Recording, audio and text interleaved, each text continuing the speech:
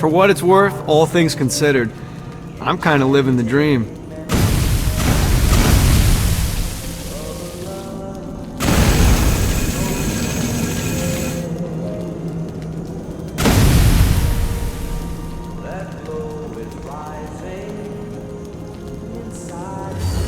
Don't mind if I do.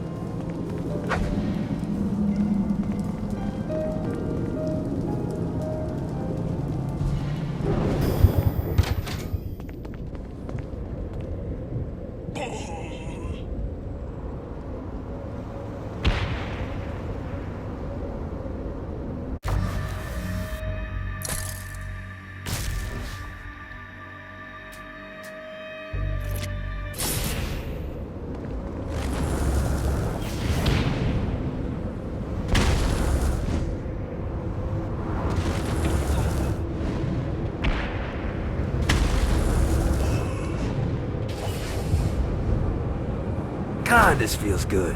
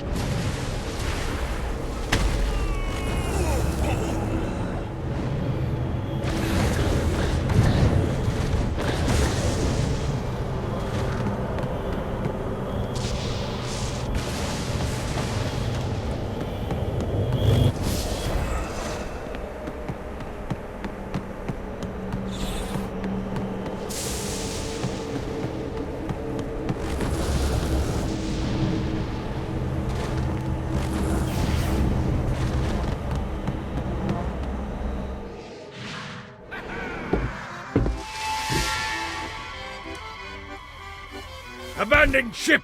We've been boarded!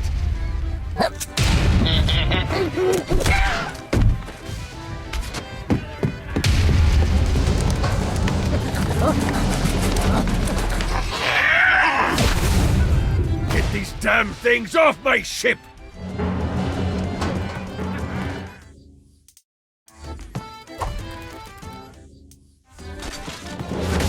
Cut him up.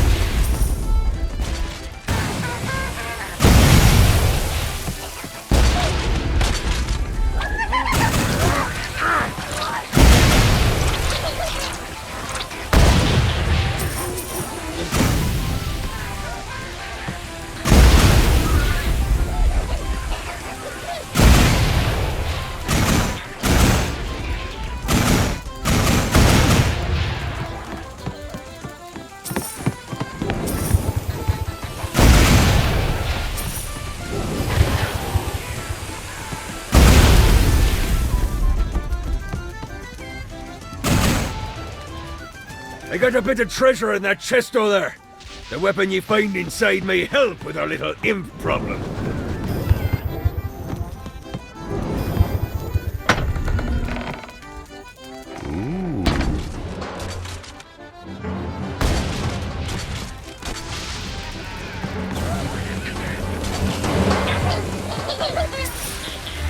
You gotta try harder than that, Satan. Fight, you little bastard.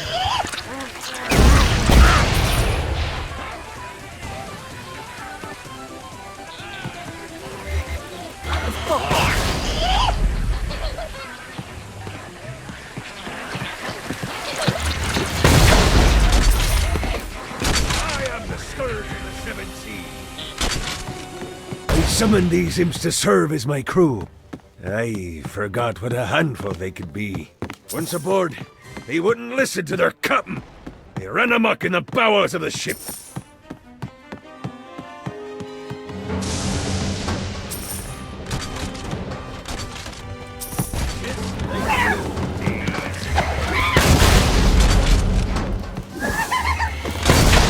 Fight, you little bastard. Get on! Good God, they're swarming me! Not another one of these. Never should have fucked with me.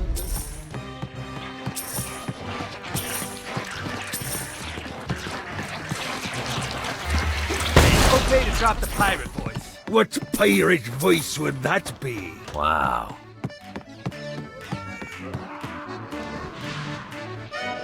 Zinyak's destruction of Earth had a profound impact on the afterlife. To heaven, it was a logistical nightmare. St. Peter's meticulous nature drove purgatory wait times to unbearable levels. Meanwhile, in hell, where souls in pain were used as currency, it created a new era of prosperity for the wickedly enterprising. This economic boon resulted in the coffers of hell to be overflowing, which in turn piqued the interest of the most notorious man that sailed the seven seas. Long had Blackbeard been a thorn in Satan's side, robbing tax collectors on a semi-regular basis. But the promise of an immeasurable fortune drove him to be even bolder. An arrangement was reached. Blackbeard would provide information on strategic targets in exchange for a share of the profit.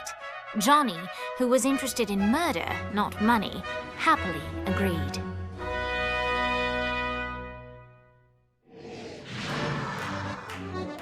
I grant ye the ability to summon my crew whenever they're needed.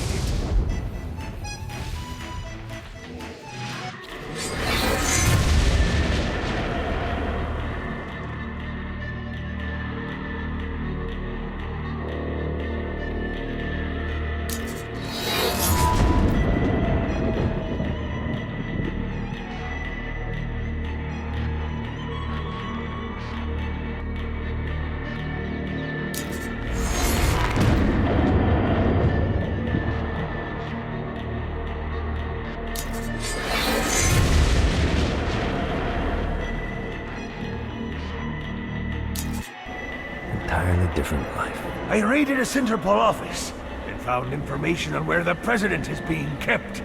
Evidently, they've been trapped in some sort of soul crystal inside Satan's palace. Breaking in is an impossibility. Your best bet to save them is to continue to try to draw Satan out of his palace.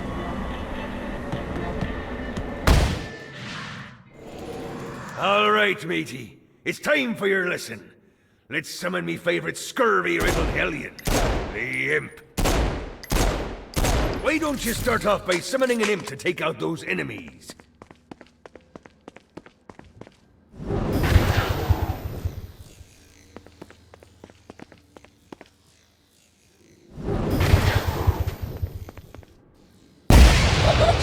There you go, matey. Now take down the other demon.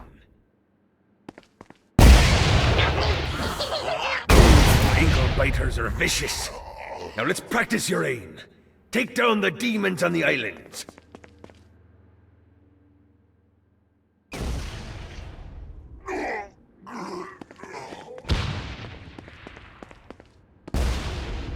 Few things are as rewarding as pressing someone into service, am I right? Now get going. There's a whole wide world waiting to be plundered.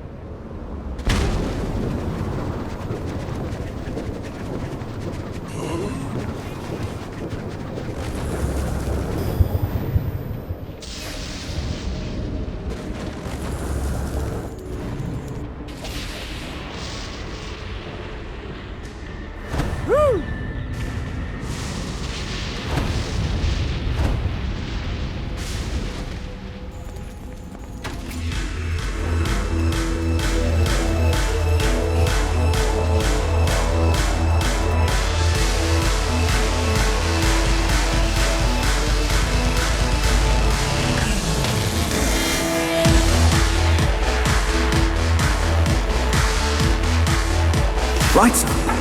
William Shakespeare, humanity's greatest playwright, and hell's most diabolical purveyor of entertainment, looks on as a brave mortal on an Orphean quest enters.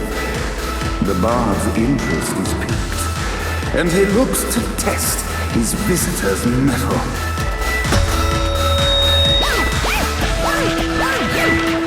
The masked tragedies were used to enemies cowering as they approached, but soon they realized that they faced a foe with courage and nobility, traits uncommon in the fires of perdition.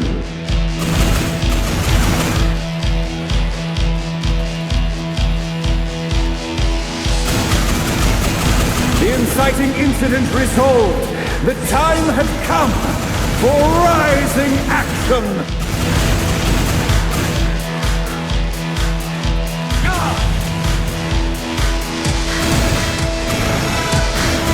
The battle raged on below, and as bullets and blood flew, the bard arched a curious eyebrow. Could this novel be the exact thing that Shakespeare needed? This battle is far from over, mortal. Arise! And now, Act 3! Easy come.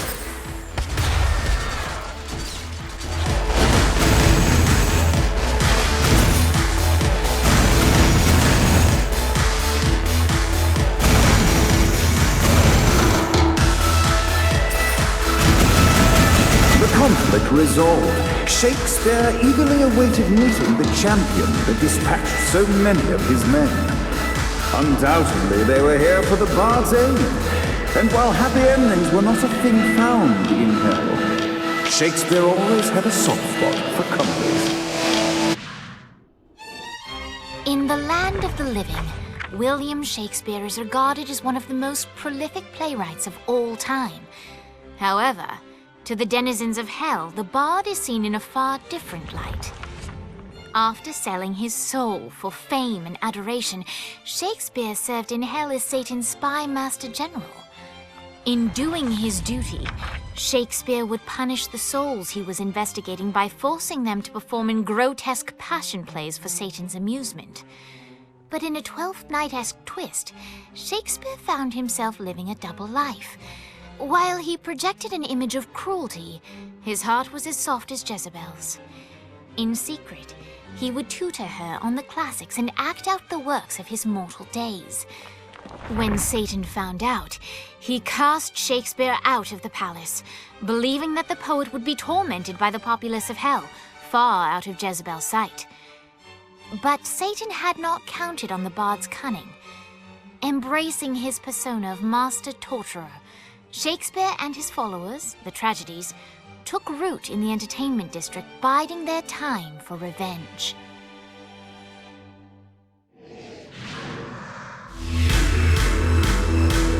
So Shakespeare called forth the Deus Ex Machina to bestow our protagonist with the arcane power of Force Stomp.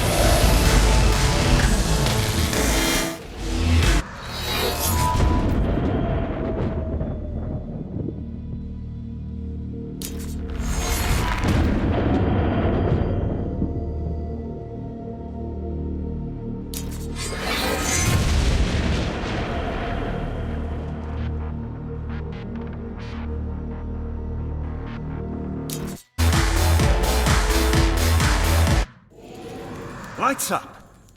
The mortal stands in the training grounds, eager to try out his new Force Stomp power on the group of demons in front of them. No pity for the mortal.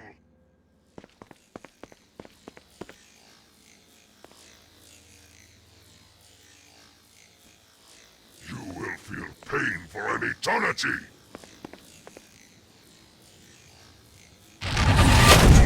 Scene 2, in which our protagonist kills more demons with Force Stomp. Act 2, in which our protagonist is greeted by foul imps.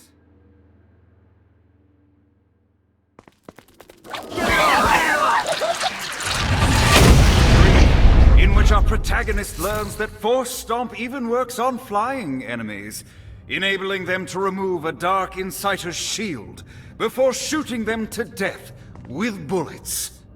There is also a mistaken identity and love unrequited. The day is won, and the curtain closes on our noble hero.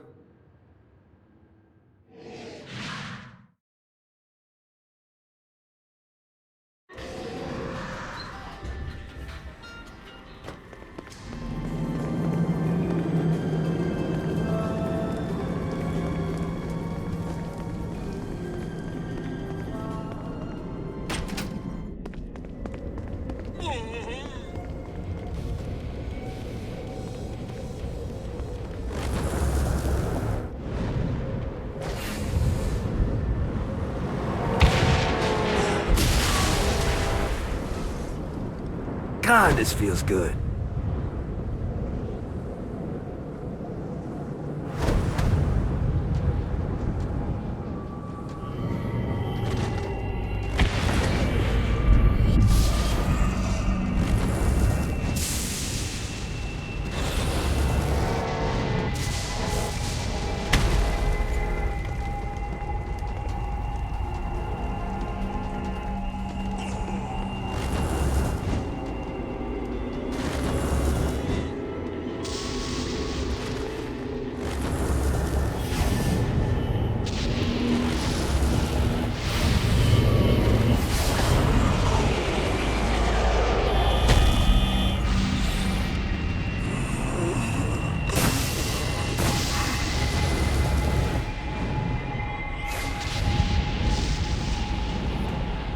Yeah!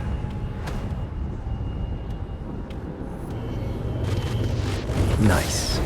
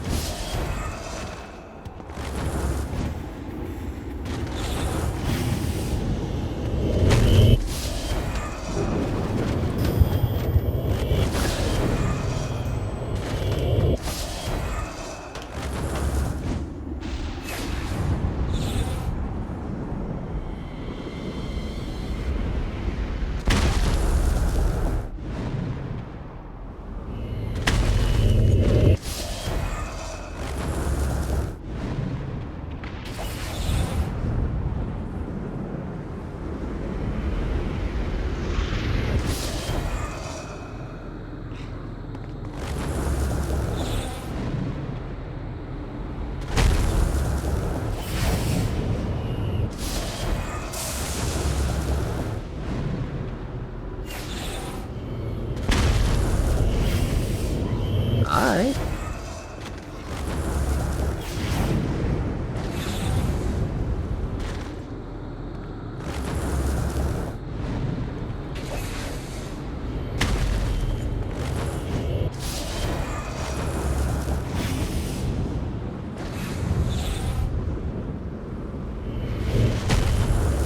One more.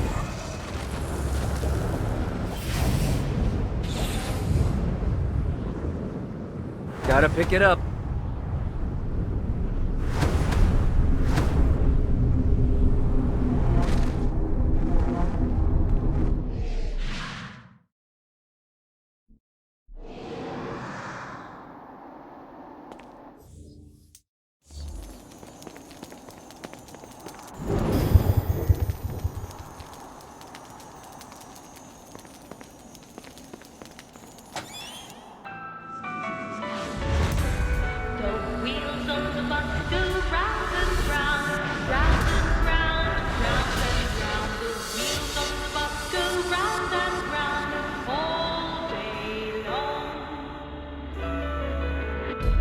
The horn on the bus goes beep, beep, beep, beep, beep, beep, beep, beep, beep.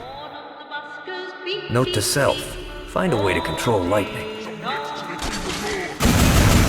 This is good for the soul.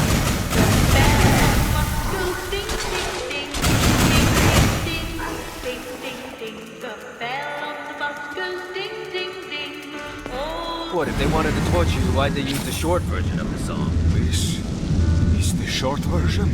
Oh yeah. The wipers on the bus go swish, swish, swish. The hobo on the bus goes heh, heh, heh.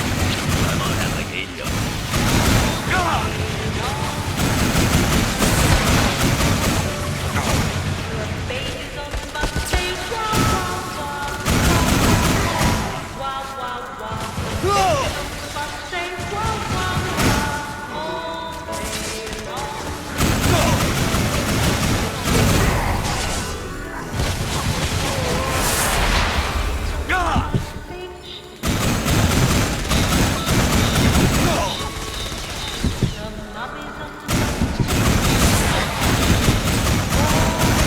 Winning isn't important.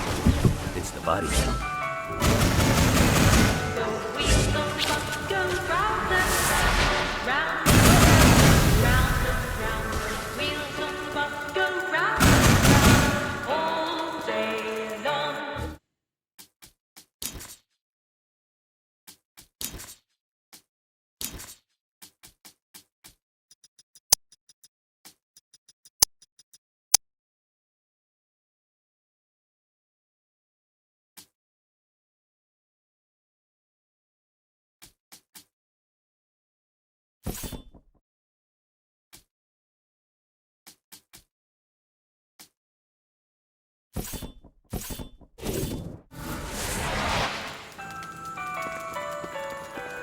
The wheels on the bus go round and round, round and round, round and round.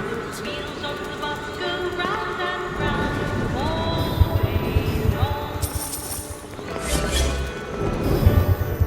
The horn on the bus goes beep, beep, beep, beep, beep, beep, beep, beep, beep. The horn on the bus goes beep, beep, beep, all day long. We must end this infernal music! Come, let us return to my castle, so we may plot our next steps in proper surrounds. Johnny led Vlad back to his castle, which since his incarceration became a haven for frat parties and squatters. But the systematic impaling of trespassers would have to wait. Vlad was a man of his word, and was eager to provide intel that could aid in hobbling Satan's armies.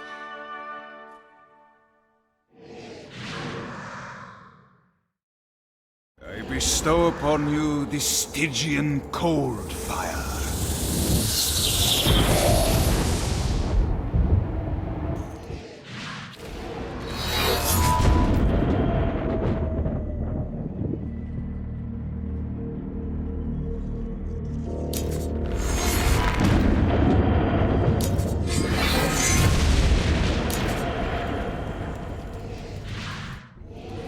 I brought you to this inferno to teach you about the power I have granted you. Cold fire is an aura, which means you must activate the power and get close to an enemy before they will feel the cold embrace of the Stygian flames. Try it against these demons. Never should have fucked with me.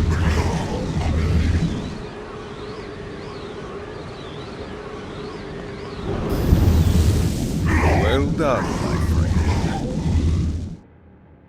Now here comes a Dark Inciter. Use your aura, then get close to him to take down his shields. You've done it. Doesn't it feel good to watch an enemy burn?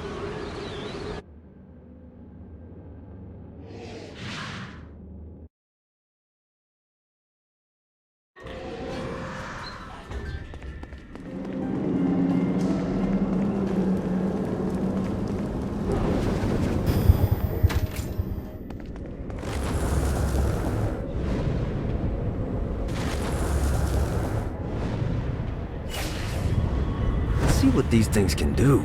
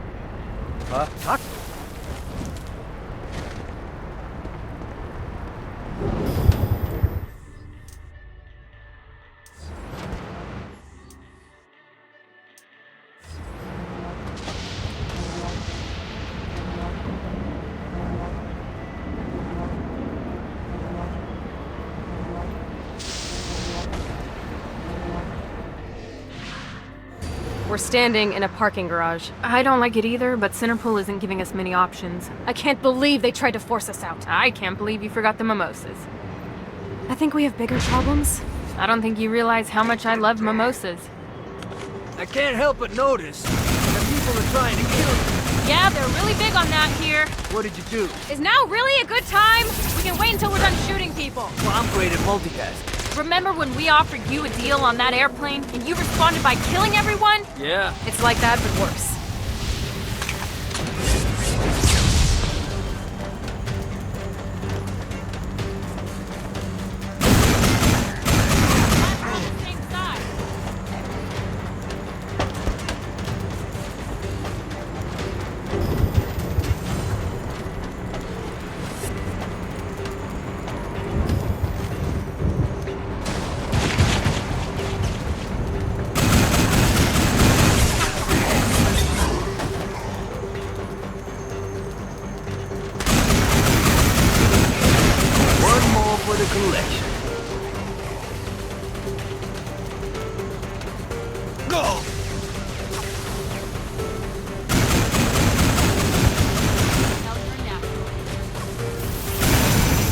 Viola!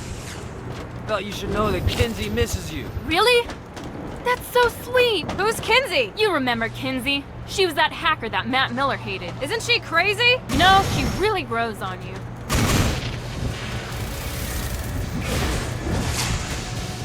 I hate getting my hands.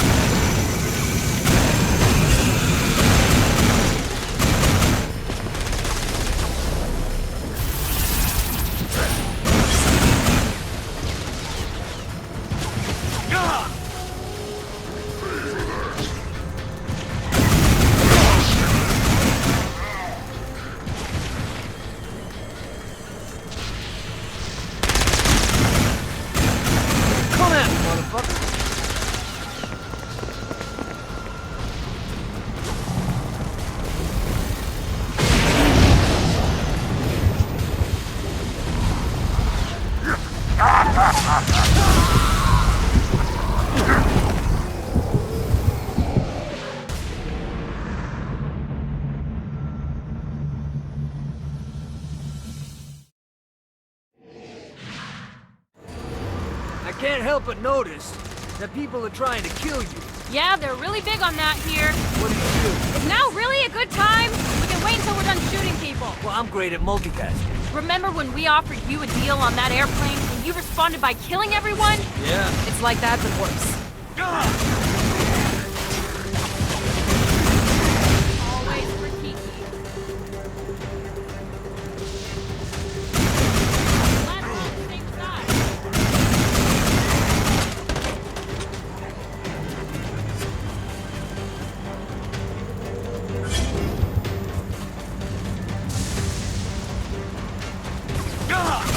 Is that all you got?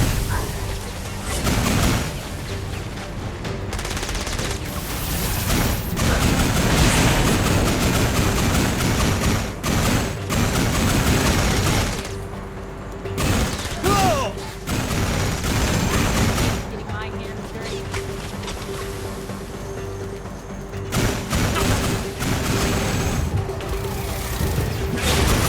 Hey, Viola. Thought you should know that Kinsey misses you. Really? That's so sweet. Who's Kinsey? You remember Kinsey. She was that hacker that Matt Miller hated. Isn't she crazy? You know, she really grows on you.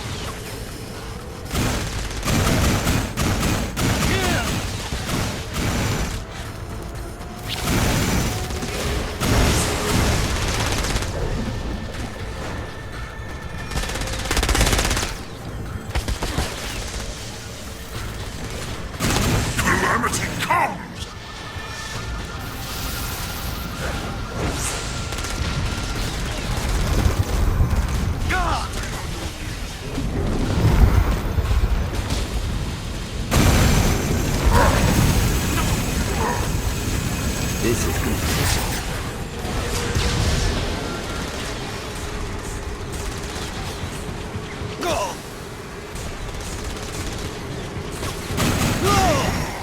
Hi. Let's get you two back to Dane. Hooray. After being reunited in Hell, Kiki and Viola wasted no time in doing what they do best: facilitate the running of businesses. However, the De Winter sisters' success did not sit well with other would-be power players in Hell. The sisters' operations all came under attack at once, forcing them on the run. Soon, the twins found themselves on the receiving end of an offer they couldn't refuse. After all, it was better to own 1/5 of something than to be dead.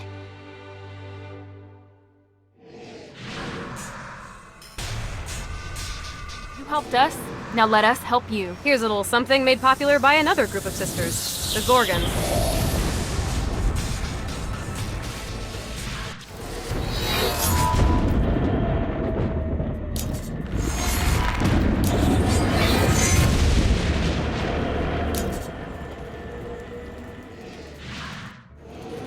Alright, Dane's letting us use his Ultor training room to test out your Stone Blast power. So go ahead and blast these demons to turn them to stone. After they're petrified, you can use your pistol to shatter them. Prayers won't be answered here. Come on! Your broken body will be my pleasure. Nice! Stone Blast is especially useful on flying demons like this one.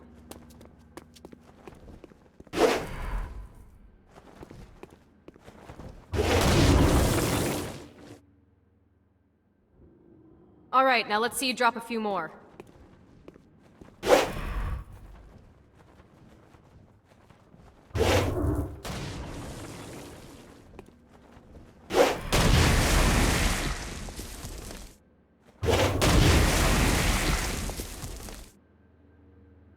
A blast will also take down the shield of a Dark Insider, leaving it vulnerable to gunfire. I think you've got the gist of it. Alright, let's go.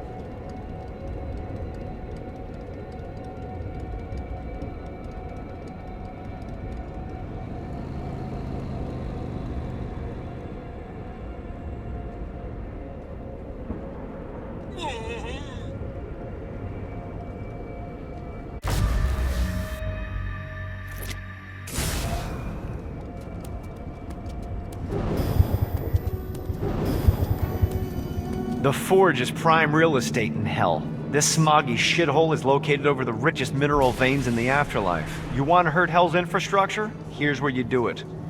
Vlad's really got to pick up another hobby beyond putting people on spikes.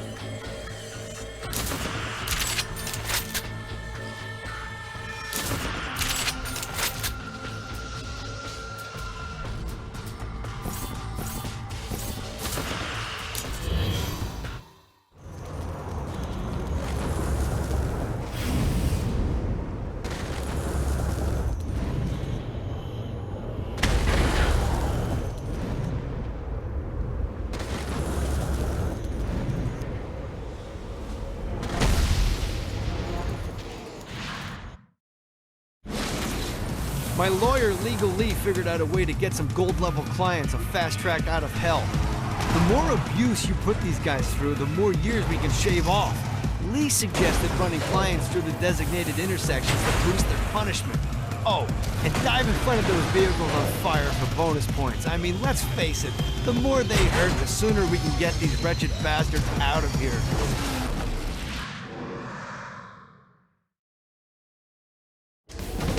While his wife Laura was admitted into heaven, the Heavenly Father was less forgiving of poor Tobias, whose shirtless antics as a crazed drug dealer firmly earned him a place inside the Great Inferno. However, ever the optimist, Tobias tried to look on the bright side of being transformed into a husk. After all, while the removal of his signature dreadlocks was a disappointment, he was finally free from having to wear pants ever again.